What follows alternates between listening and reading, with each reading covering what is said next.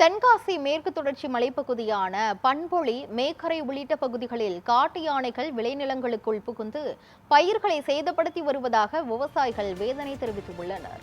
இதுகுறித்த கூடுதல் விவரங்களை வழங்குவதற்காக நமது செய்தியாளர் ராஜன் இணைப்பில் உள்ளார்.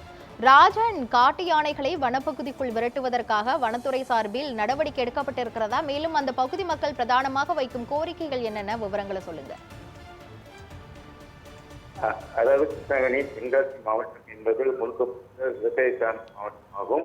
உள்ள ஆயிரக்கணக்கான விவசாயிகள் நெல் பயிர்கள் மற்றும் வாழை, தென்னை, காய்கறி பயிர்கள், எலுமிச்சை, பட்டுப்பூச்சி விவசாயம் உள்ளிட்ட விவசாயமே பிரதான தொழிலாக செய்து வருகின்றனர். இந்த நிலையில் மேற்கு தொடர்ச்சி மலை பகுதிகளான செங்கோட்டை, பண்புலி, வடகரை, பாசுதநல்லூர் மேற்கு தொடர்ச்சி மலைப்பகுதி, கடையநல்லூர் மேற்கு தொடர்ச்சி மலைப்பகுதி உள்ளிட்ட பகுதிகளில் தற்போது ஒரு சில விவசாயிகள் கார் நெல் சாகுபடி பணிகளை தீவிரமாக ஈடுபட்டு வருகின்றனர். மேலும் இந்த அடவிநேனார் அணைப்பகுதி மற்றும் இந்த பண்புலி என்ற பகுதியில் ஒரு சில விவசாயிகள் தென்னை விவசாயத்தில் தீவிரமாக ஆர்வம் காட்டி வருகின்றனர். இந்த நிலையில் நேற்று இரவு அந்த பம்புலி பகுதியில் உள்ள அந்த மாலிக் என்பவரது விளை நிலங்களுக்குள் புகுந்த 3 காட்டு யானைகள் சுமார் 50க்கும் மேற்பட்ட தென்னை மரங்களை வேரோடு சாய்த்து உள்ளது.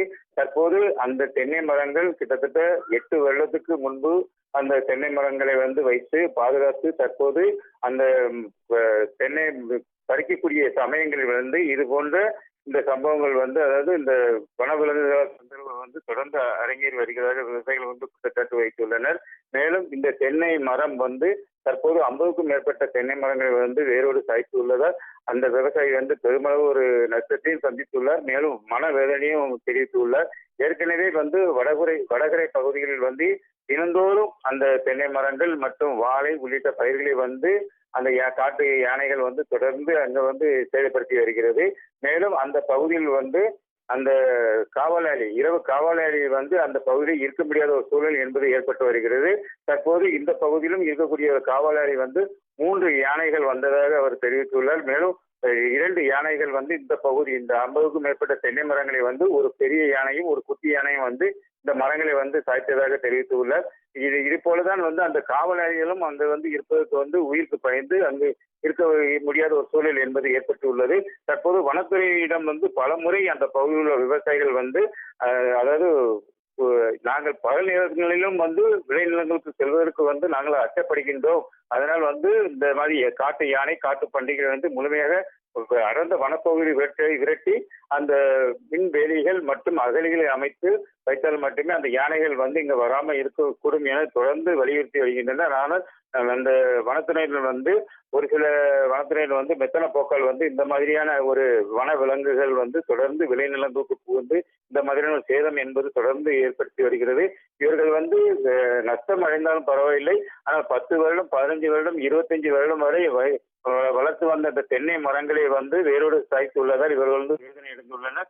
மேலும் புதிதாக பொறுப்பேற்றுள்ள அந்த அரசு தங்களுக்கு இந்த வாழ்வாதாரத்தை பேணி காக்க வேண்டும், முழுமையாக பெரிய அகழிகள் அமைத்து இந்த யானைகளை அடர்ந்த வனப்பகுதிக்கு திரட்ட வேண்டும். அப்படின்னா எங்கள் வாழ்வாதாரம் மேம்படும் என்று தெரிவிக்கின்றனர்.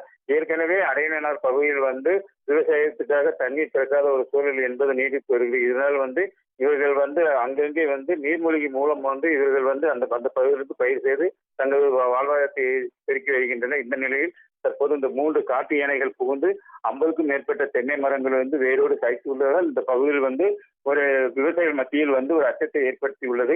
மேலும் வரக்கூடிய நாட்களில் இந்த பகுதியில் முழுமையாக வேலிகள் அமைத்து அகழிகள் அமைக்கப்பட வேண்டும் என்று ஒரு கோரிக்கை வைத்துள்ளனர்.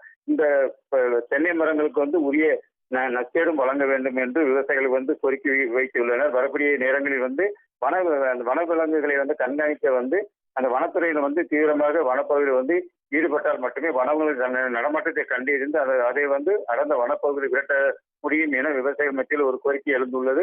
தற்போது இந்த பகுதியில் இந்த சேதமான பயிர்களுக்கு உடனடியாக நிவாரணத் தொகையும் விரைவாக வழங்க வேண்டும் என்று ஒரு கோரிக்கை வைத்துள்ளனர். சிவராணி,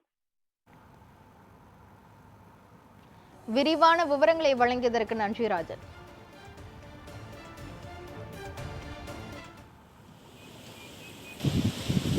ஆமாம் ஆமாம் ஆமாம் முதல்ல தென்னங்கன்று ஏறும், தென்னங்கண்ணுக்கு வேணும்.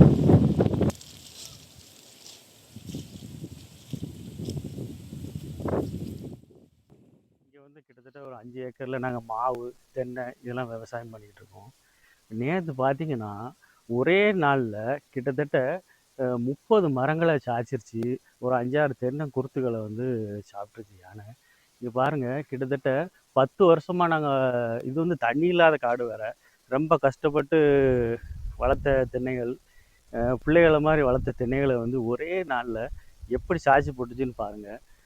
யானை எங்கே கிட்டத்தட்ட மலங்காட்டிலேருந்து வருது, வந்து ஒரே ஏரியா சரிச்சிட்டு போயிடுது. இது இன்னைக்கு மட்டும் நடக்கிறது இல்லை, போன வருஷமும் இந்த மாதிரி வந்துட்டு போயிருக்கு. நாங்கள் ஏற்கனவே கம்ப்ளைண்ட் பண்ணியிருக்கோம். இப்போ இந்த வருஷமும் இப்படி வந்து அநியாயம் பண்ணிடுச்சு. பார்த்தீங்கன்னா ராத்திரி போல் இங்கே ஆளுங்கள்லாம் தங்கவே முடியாது. அது பக்கத்தில் போனால் ரொம்ப பயங்கரமாக விரட்டிடும். அதனால் ஆளுங்கள்லாம் இங்கே தங்குறது இல்லை.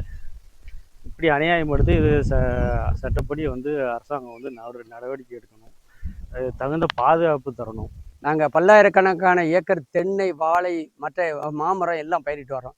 ஆனால் தொடர்ந்து 20 ஆண்டு காலமாக வந்து யானைகள், பன்றிகள் எல்லாம் தொடர்ந்து வனவிலங்கு எல்லாம் வனத்தை விட்டு வெளியே வந்து எங்களுக்கு தொடர்ந்து தென்னை மரங்களை வந்து ஒரு நாளைக்கு 100 மரங்கள் வேரோடு சாக்கி வாழைகளை புறம் சேதப்படுத்து, மாமரத்தை புறம் சேருது. நாங்கள் பல்வேறு கோரிக்கையை வந்து அரசாங்கத்தை முறையிடுதோம். அரசாங்கம் வந்து ஒவ்வொரு ஆட்சியாளர்கள்ட்டையும் முறையிடுதோம். ஆனால் ஒவ்வொரு தடையும் என்னென்னா பல லட்சம் கோடி ரூபாயை வந்து ஒதுக்குதோம். உங்கள் வனவிலங்குலேருந்து வனவிலங்கும் விவசாய முதலையும் நாங்கள் தடுக்கோம், வனத்துக்குள்ளே எல்லாத்தையும் பற்றி விடுவோங்க. ஆனால் அது எந்த சாத்தியமும் எங்கள் படலை. பல்லாயிரக்கணக்கான ரூபாய் வாங்கி என்ன செய்தாங்கன்னா, யானைகள், பன்றிகள், வன உயிரினங்கள் பூரா பட்டாளாண்டுக்குள்ள, அதாவது எங்கள் இடத்துக்குள்ள விட்டுக்கிட்டு அங்கே இது குழி வெட்டணும், அகழி வெட்டணுங்காங்க. அதுக்கடுத்தாப்புல சோலார் போட்டோம்காங்க. இப்போ கூட இந்த ஆட்சியில் நாங்கள் பல்வேறு முறையிட்டதுனால எத்தனை கோடி ரூபாயை ஒதுக்கணும்னாங்க. அப்போ நாங்கள் சொல்கிறோம், ஐயா நீங்கள் வந்து யானையை பூரா உள்ள வனத்துக்குள்ளே பற்றிக்கிட்டு நீங்கள் இதை பூரா இந்த வேலையை ஆரம்பிக்கணும். எல்லா இடமே எங்கள் இடத்துக்குள்ளே உள்ளே விட்டுக்கிட்டு திரும்ப அகழி தோண்ட முடிவு சொல்கிறாங்க. என்ன யானைகள், பண்டிகைகளை முதல்ல உள்ளே பற்றிக்கிட்டு ஏதாவது தோண்டுங்க, எங்களை காப்பாற்றுக்கன்னு தான் நாங்கள் முறையிடுதோம். யாரே ராத்திரி தான் பார்த்தேன். ராத்திரி குச்சிக்குள்ளே இருந்துக்கிட்டோம். அது அப்படியே வந்துச்சு. வந்து அதனால அங்கே 5-6 மாங்காய் பிடிச்சிட்டு போயிட்டு இந்த நிலையில இறங்கி ஓடும் இங்கே சாக்கி நான் உள்ள இருக்காங்க குச்சிக்குள்ளே. சவுண்டு அப்படியே கேட்கு.